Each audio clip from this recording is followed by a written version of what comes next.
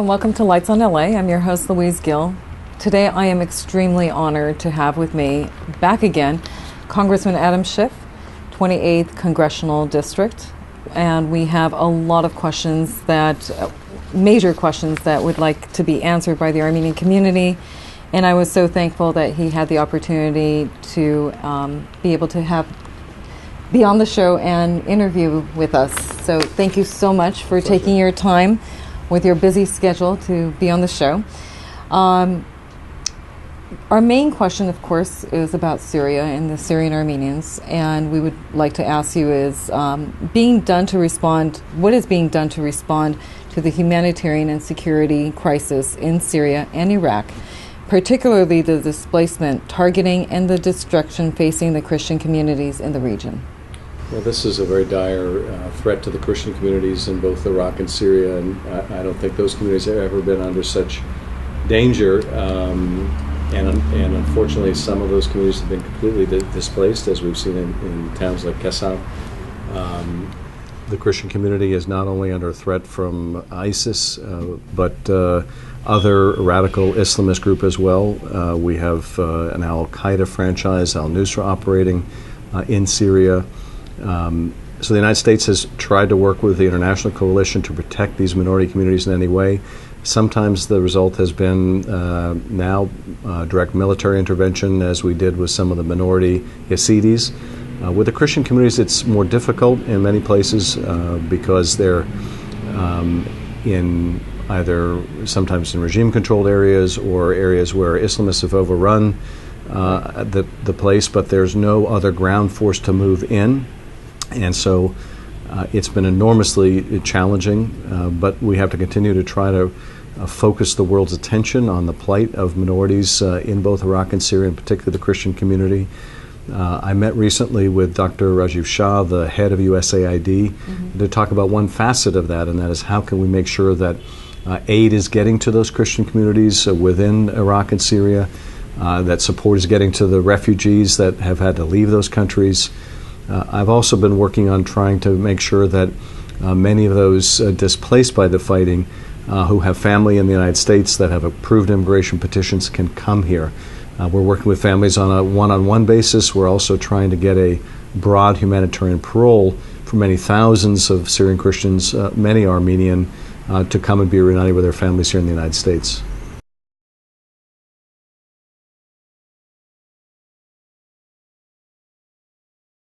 I wanted to just direct my question to Syria. The Syrian civil war has claimed the lives of at least 150,000 people, one-third of whom are civilians. The Syrian Observatory for Human Rights announced yesterday. Millions more have been forced to flee their homes to neighboring Jordan, Lebanon, Turkey, and even Iraq. And millions more have become internally displaced, their fates hanging on the ebb and flow of battle. While all the Syrian people have suffered from the fighting, it is minority populations, and especially Syrian Christians, who are most at risk. As you know, Ambassador, these are some of the oldest Christian communities in the world, dating back to the 1st century A.D. About a week ago, the town of Kasab, which is predominantly Armenian Christian, was attacked by al-Qaeda-linked fighters who had crossed over from Turkey, and the town was emptied in a bloody assault. Many of the residents of Kasab are descendants of the victims of the Armenian Genocide, and there is a particular poignancy to their being targeted in this manner. Can you tell us what efforts the UN and its agencies working in and around Syria are making to safeguard Syrian minority communities? My understanding is that many of them are resistant to seeking refuge in UNHCR and other NGO facilities out of fear for their safety, and are thus more likely to be internally displaced persons. Also, is the Kasab issue in particular, minority issues generally on the agenda in New York with reference to Syria? And finally, is there any diplomatic movement at all in resolving the Syrian conflict, or is Assad so confident of his military advantage now that any hope of a diplomatic resolution is essentially gone? On Kasab, it is an issue of huge concern, and the broader fate of minorities and all the Syrian people is of pressing concern. In terms of what the UN is doing about that particular, the takeover of that particular town, The Security Council has met recently. I believe it was just, I've lost track of time with my preparation for this hearing, but I think it was late last week on Friday, where we discussed the humanitarian situation in Syria generally, and most of the council members raised the issue of Kassab, calling on the UN to do more to try to meet the needs of these people. This was in a closed consultation on the humanitarian situation in Syria in compliance with the humanitarian resolution.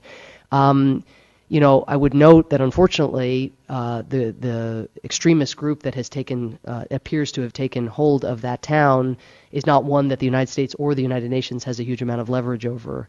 And so our emphasis now is on supporting the moderate opposition in Syria that is taking on those extremist groups, and making sure that the UN has the funding it needs and the resources of all kinds that it needs to accommodate refugee flow along, or IDP in the case of the Syrian Armenian community, and as you say, an internally displaced flow. So it's resources, it's strengthening the moderate opposition, which is taking on ISIL, the very group that appears to have taken over that town, making sure that none of the neighbors are giving support to terrorist groups or extremist groups, which would aid their efforts in seizures like that, and going on a funding drive internationally, because only a very small percentage of the UN funding appeal for Syria generally has been filled at this point. Thank you. Mr. Davis. Thank you, Madam Chair. Good morning. And following up on Mr. Schiff's question, with respect to Syria, the UN Security Council has demanded that the government of Syria and opposition groups allow humanitarian aid to be delivered. Syrian Armenians are in destitute situation, both in Syria and those that are relocating to Armenia and Lebanon, by tens of thousands, as we know. What efforts are you making to ensure that the U.S. government and U.S. aid in particular is providing the necessity humanitarian aid to Syrian Armenians in Syria, Lebanon, and in Armenia? Well, this was really the focus of the discussion I had with Dr. Shah. How can we make sure that aid is getting there? USAID is one of the main suppliers of that aid. A significant amount of aid goes in through the United Nations as well. One of the other things that I pursued with Dr. Shah was there are a sizable number of refugees that are now in Armenia, and we've been providing assistance to Jordan. I visited the refugee camp, one of the large ones in Jordan. We provide assistance, I think, in Turkey as well, with a significant number of refugees. And I want to make sure that we're providing assistance to Armenia. Now, Armenia has a smaller number of refugees, right, but it's a smaller country, and it has a smaller a set of resources to draw on to help those refugees. Now, my conversation with Dr. Shah was now several weeks ago, but he told me that there's now, I think, 1.2 million going to Armenia to help with those refugees. Okay. Some of those refugees are better able to sustain themselves than those that are purely in camps, rather than those who are being integrated into society in Armenia. But nonetheless, the needs are real, and we want to make sure that a portion of the assistance to refugees goes to Armenia. You were recently in Baku, Azerbaijan at an OSCE conference. What was the purpose of the trip there, and how did Karabakh come up? The OSCE, or otherwise known as the Helsinki Commission, had one of its annual meetings in Baku. The focus of our delegation, which was led by Senator Cardin, was a resolution we were offering condemning the Russian invasion of Ukraine. And I was proud to support that, and that resolution passed.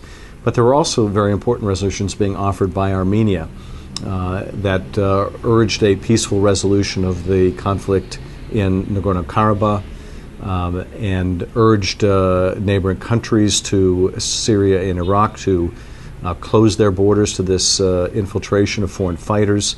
That was a resolution clearly directed at Turkey. I was very proud to be there to support both of these resolutions by the Armenian representatives, both of which passed.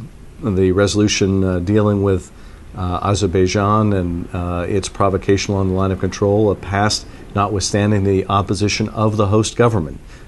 So it was a proud moment that we were there in Baku, and nonetheless saw the Armenian resolution pass. And And you have to ask why the Azerbaijan delegation would be opposing a resolution, calling for a peaceful resolution. But one of the concerns that I have, and while we were there, we met with family members of those that have been incarcerated by the Aliyev regime, people who merely want the right to speak, the right to associate. And there is, I think, an increasing degree of civil discontent in Azerbaijan. And one of the concerns I have is that in the light of that, you often have a government that will try to provoke a foreign confrontation to distract from its domestic problems. And the increased incidence of snipers shooting, Azerbaijani snipers shooting Armenians along the line of control, the increasingly belligerent comments out of Baku raise alarm bells for me that they may be using this military effort to distract from the domestic problems. What were the efforts to display the showcase of the Armenian Orphan Rug? Well, we had some good news on that front. It was long in coming. As you know, the rug was going to be displayed last year in connection with a book at the Smithsonian. The White House withdrew the rug from the exhibition, saying it wasn't appropriate to be exhibited in connection with a private book.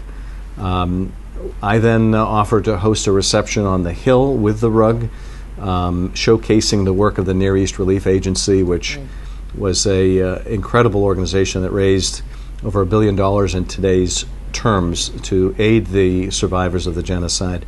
Well, it's taken us this long to get a commitment to exhibit the rug, but the White House has now issued a statement that it will be exhibiting the rug at the White House Visitor Center.